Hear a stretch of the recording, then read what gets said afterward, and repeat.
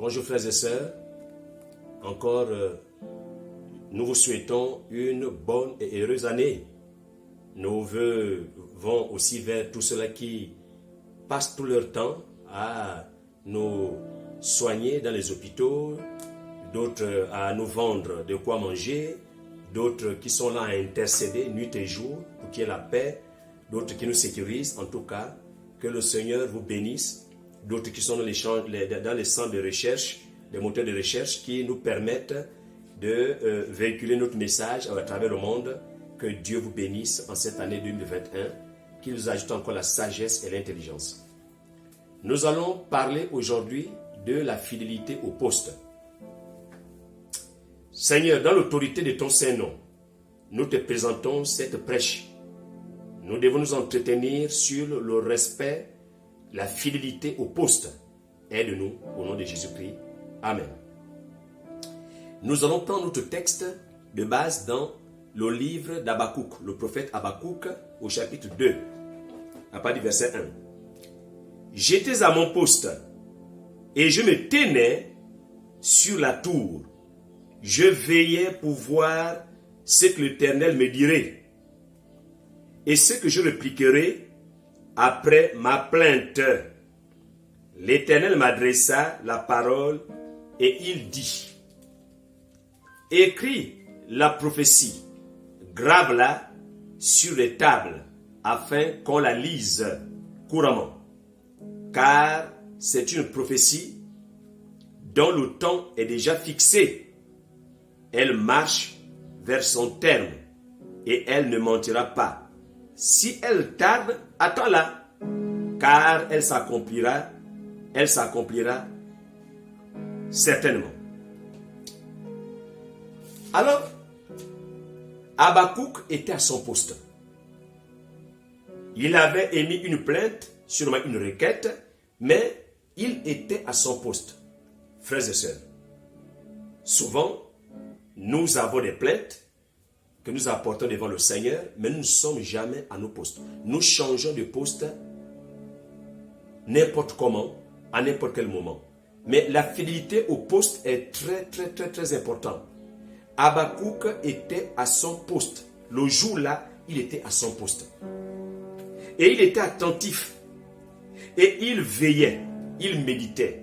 Et il attendait la réponse. Quand on demande à Dieu quelque chose, frère, il faut attendre. Ne changez pas.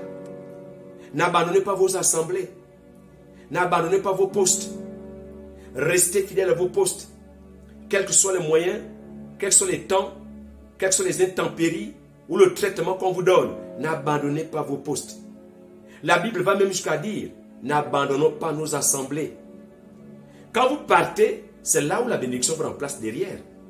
La fidélité au poste est très importante. Vous voyez que la fidélité fait partie du fruit de l'esprit. Quand nous lisons dans Galates chapitre 5, à partir du verset 22, le fruit de l'esprit, c'est l'amour, la paix, la joie. Il y a la fidélité. La fidélité. Et cette fidélité témoigne de la grâce de Dieu dans la vie de quelqu'un. Quelqu'un qui est fidèle, il est béni. Parce que la fidélité, c'est parce que tout va bien, parce que vraiment tout est rose. Non. Au-delà des circonstances et des temps, au-delà de tout ce que je peux endurer, je reste fidèle à mon poste. La bénédiction me trouvera là. La promotion me trouvera là. Les éloges me trouveront là. Et je serai même décoré là, parce que je suis fidèle. Nous avons remarqué que aujourd'hui, la plupart des chrétiens sont instables. Ils changent d'assemblée n'importe comment. D'autres changent les noms de leur ministère n'importe comment. Aujourd'hui, on est prophète. Demain, on est apôtre. Après-demain, on est pasteur. En fait, il y a une instabilité qui ne dit pas son nom. Mais il faut rester fidèle à son poste. Vous savez que changer de poste n'importe comment disloque la structure. Ça rend vraiment la structure faible. Je prends le cas. Nous sommes un corps dans l'église. Si la main prenait la place du pied et si le pied prenait la place de l'estomac, vous voyez qu'il y a tout un désordre. Donc, il y a un désordre, il y a une malédiction qui est là. Cette malédiction qui ne dit pas son nom, parce que on change n'importe comment, il faut garder le poste que le Seigneur t'a donné. Garde ton rang. Ne perds pas ton rang. Es-tu appelé apôtre? Reste apôtre. Es-tu appelé prophète? Reste prophète. Es-tu appelé pasteur, docteur, évangéliste? As-tu les dons musicaux, ainsi de suite? Sauf quand le Seigneur lui-même te dit de changer, alors là, c'est autre chose.